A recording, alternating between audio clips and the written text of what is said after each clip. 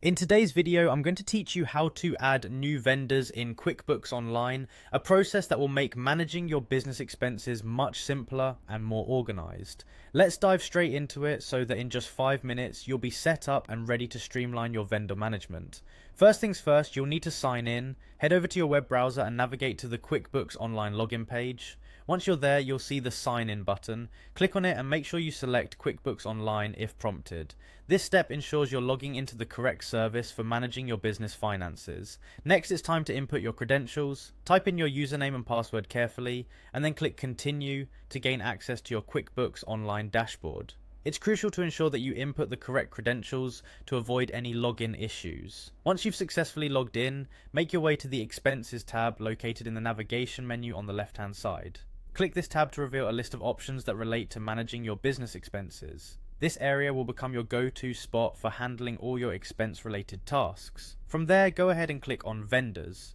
This will redirect you to a section specifically designated for vendor management, providing an overview of all vendors with whom you currently do business. Here, all the details for managing new and existing vendors are consolidated, making it simpler for you to keep everything organized. Now, look to the top right corner of the page where you will find a button labeled New Vendor. Clicking this will open a form where you can start inputting the details of your new vendor. This is your chance to fill in all the necessary information that QuickBooks will use to categorize and manage your vendor interactions. Start by adding the company name of your vendor. This is the primary identifier QuickBooks will use, so make sure it's accurate. Next, assign a vendor display name. This is how the vendor will appear in your lists and reports and should be something easily recognizable.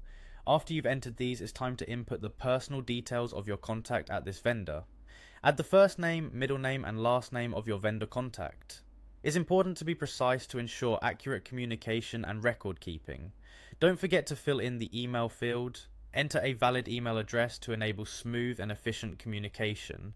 Now add their phone number and any other additional details that might be relevant, such as their billing address or preferred payment terms. This detailed information helps in creating seamless transactions and communications. Finally, once you've filled out all the necessary fields, click on the Save button at the bottom right.